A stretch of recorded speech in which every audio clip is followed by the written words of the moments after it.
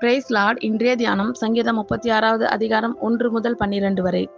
துன்மார்க்கனுடைய துரோக பேச்சு என் உள்ளத்திற்கு தெரியும்.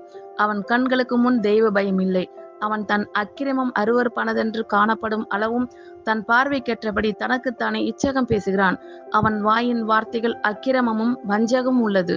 புத்தியாய் நடந்து கொள்வதையும் நன்மை செய்வதையும் விட்டுவிட்டான். அவன் தன் படுக்கையின் மேல் அக்கிரமத்தை யோசித்து நல்லது அல்லாத வழியிலே நிலைத்து பொல்லாப்பை வெறுக்காதிருக்கிறான். கர்த்தாவே, உமது கிருபை வானங்களில் விளங்குகிறது. உமது சத்தியம் மேகமண்டலங்கள் பரியந்தம் எட்டுகிறது. உமது நீதி மகத்தான பர்வதங்கள் போலவும் உமது நியாயங்கள் மகா ஆழமாகவும் இருக்கிறது.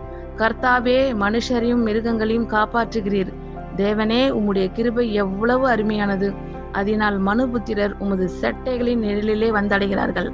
உமது ஆலயத்தில் உள்ள சம்பூரணத்தினால் திருப்தி அடைவார்கள். உமது பேரின்ப நதியினால் அவர்கள் தாகத்தை தீர்க்கிறீர். ஜீவ ஊற்று உம்மிடத்தில் இருக்கிறது. உம்முடைய வெளிச்சத்திலே வெளிச்சம் காண்கிறோம். உம்மை அறிந்தவர்கள் மேல் உமது கிருபையையும் செம்மையான இருதயம் உள்ளவர்கள் மேல் உமது நீதியையும் பாராட்டி அருளும். பெருமைக்காரரின் கால் என் மேல் வராமலும் துன்மார்க்கருடைய கை என்னை பறக்கடையாமலும் இருப்பதாக. அதோ, அக்கிரமக்காரர் விழுந்தார்கள், எழுந்திருக்க மாட்டாமல் தள்ளுண்டு போனார்கள். ஆமேன். கர்த்தர் உங்கள் அனைவரையும் ஆசீர்வதிப்பாராக. God bless you all.